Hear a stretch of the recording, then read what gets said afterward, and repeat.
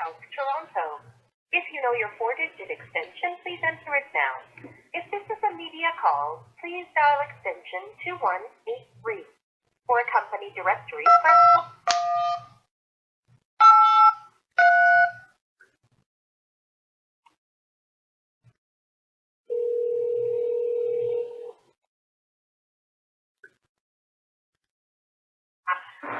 Hello, Cindy Muller. Yes, this is Gary Thompson calling, inquiring about your research alerts. I've noticed your webpage change. I've got a hyperlink to a 2013. Oh, when did we redo our website? Maybe in 2017 or something. Yeah, are you getting to our new website? Are you getting our new website though? Yeah, I got your new website, so I just title the article and the authors and stuff, and then it would come up under an alert or what? It should. So, I'm just on the website myself here. Here, I can give you the article I'm interested in, the title. Sure. Development and implementation of an opioid overdose prevention and response program in Toronto, Ontario. The lead author was Leece, Pamela, P.N. Leece, et al. Okay, so that wasn't an institute. That's not an institute study, but we might still have it in our journal article listing. Just check. Yeah, it was the Canadian Journal of Public Health, 2013, issue 3. I think it was page 200 to 206.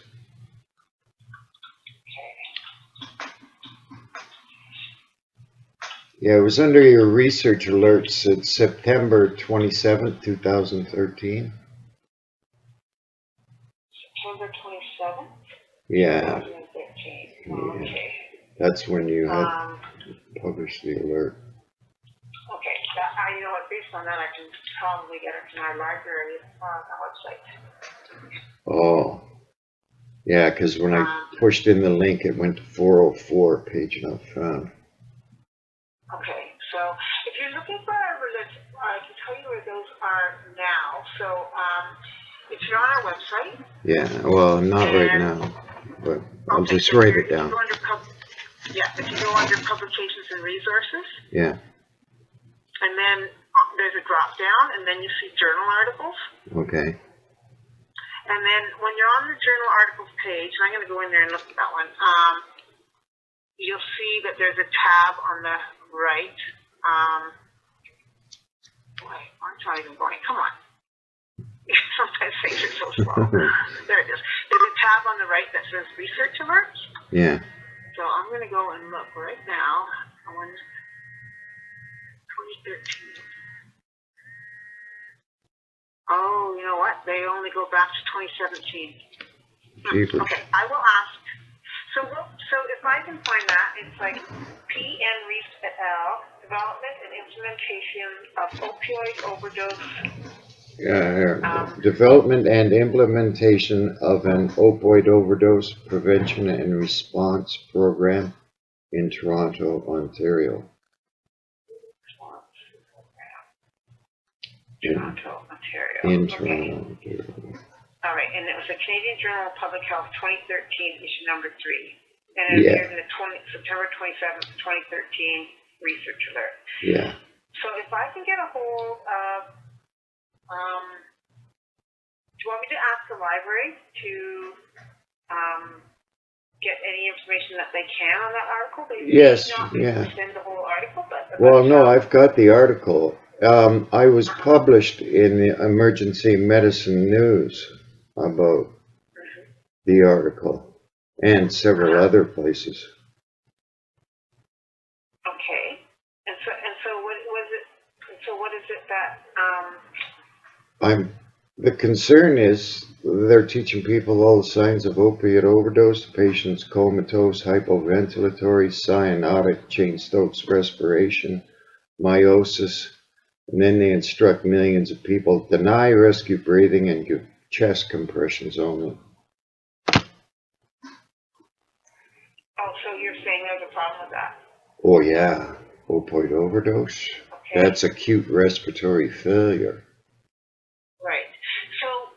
So I don't think people are gonna. So that wasn't an article published by our scientists, as you would know. No. Yeah. On it, right? I don't think that paper is available through our research alerts from our website because we don't. It's not on there.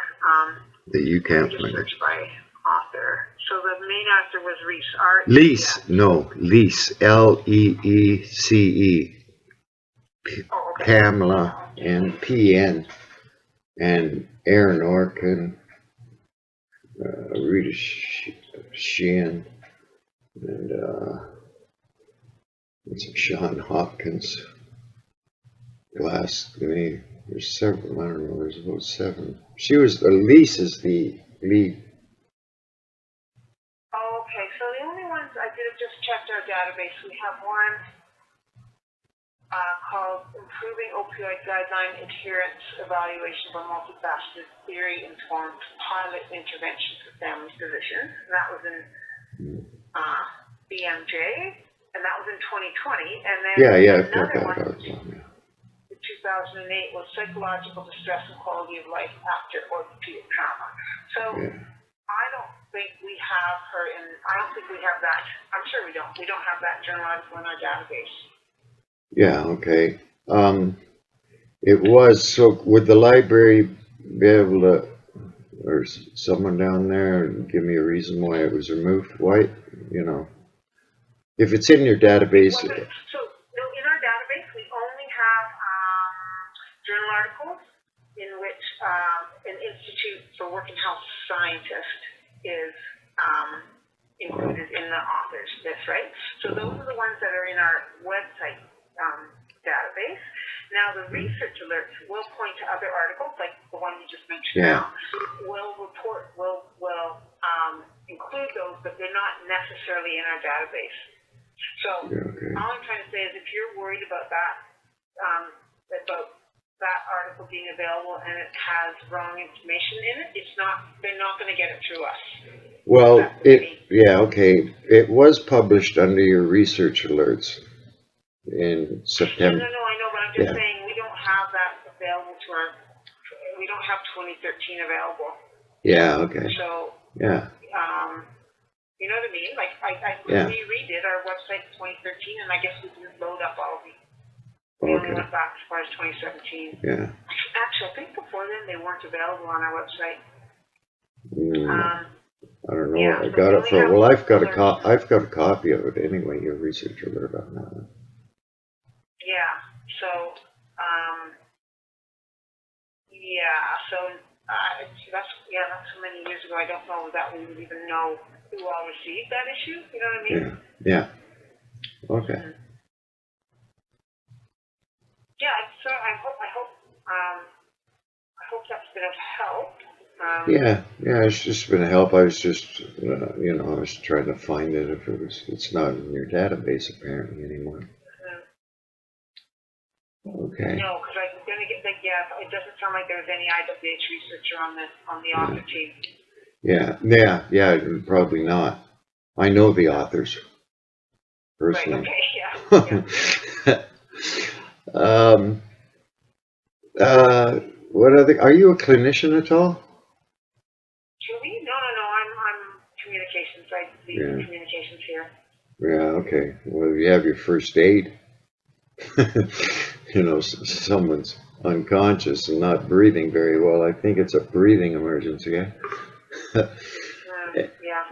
And they've taught millions of laypersons all the signs of, and instruct them to give chest compressions to a beating heart, and they're doing it to not only overdoses but anybody else comatose from any injury or illness. Anyway, thanks a lot. And where does your institute get the funding from? We are the two main funding from the province of Ontario, and then we also, our scientists apply for grants through peer-reviewed grant processes, so like Canadian Institute for Health Research, Social Sciences, Humanities Research Council, things like that. Yeah. Okay, well, thank you very much. It's been nice talking to you. Yeah, nice talking to you too. Yeah. Have a good day. You too, bye-bye. Okay, bye. Yeah,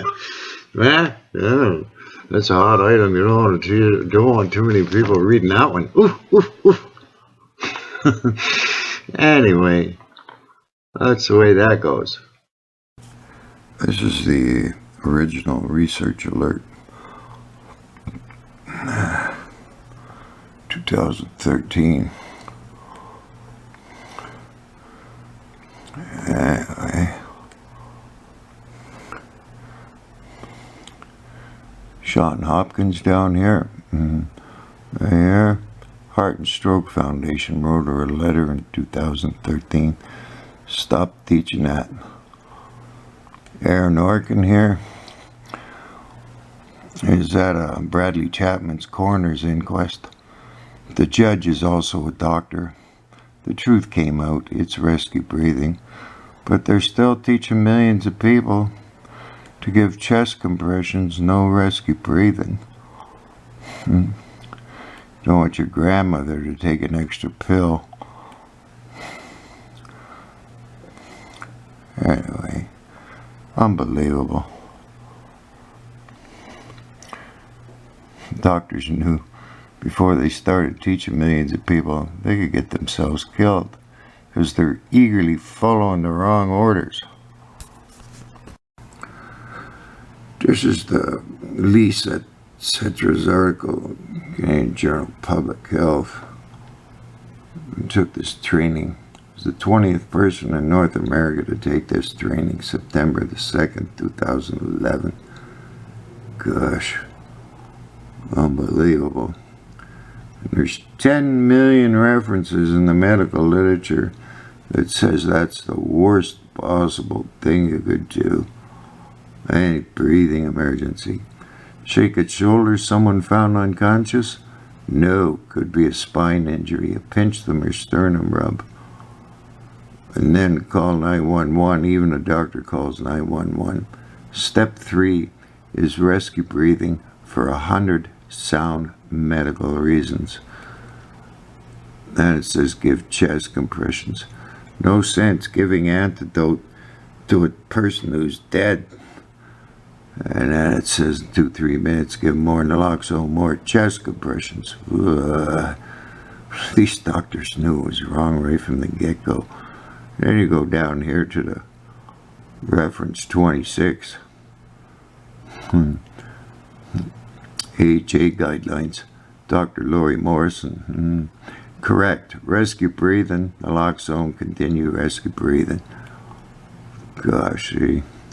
Laurie Morrison's credited right down here. Acknowledgements of Laurie Morrison. I know her. She called the cops on me once. Get to the police station. Gary, we want to shake your hand. You're saving lives. Bad news is Dr. Morrison doesn't want to talk to you anymore. Oh, I've talked to her. Ooh. She get herself killed. Taught millions of people to do the worst possible thing. Don't worry about it. Taxpayers got lots of money. They're paying for this. This is one of my articles in the medical journals, Emergency Medicine News. Most trusted journal in medicine. One of them, anyway. It was also published in the resuscitation guidelines in 2015. What they're doing is wrong. Anyway, and I watch y'all make yourselves sick. Because a child knows, through intuition alone, that a breathing emergency is just that, a breathing emergency. Yeah, the journal called me an MD. They know I'm not. I'm just a student of medicine, UT for a while. Yeah, this is Gary's typo. Don't worry about it. Forget about it, MD. No more. I knew at 5 years old. God, breathing emergencies. That's why the doctors call them breathing emergencies. You know that, eh? Because that's what they are. There's hundreds of causes of breathing emergency, which proves your heart's beating and you need air.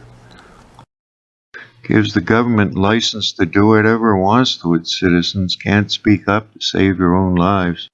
Comment box has all the hyperlinks to the medical information. Think.